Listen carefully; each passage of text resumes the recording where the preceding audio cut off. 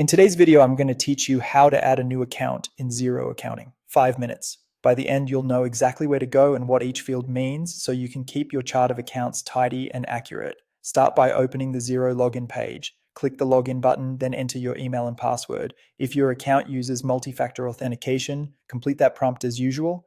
Click Login again to access your organization. You'll land on the dashboard, which is the home base for your financial overview. From the top navigation, click Accounting, then select Chart of Accounts. This is where every account in your general ledger lives. To add a new one, click Add Account. A simple form will appear and we'll walk through each field so you choose the right options the first time. First, pick the account type.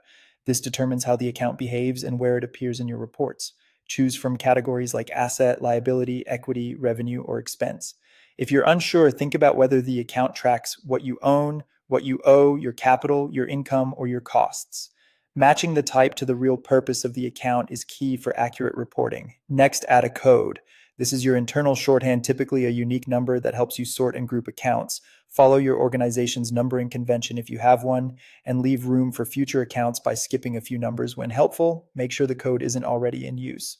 Now, enter a name. Keep it clear and specific so anyone posting transactions can recognize it instantly. Something like office supplies or online advertising works better than a vague label.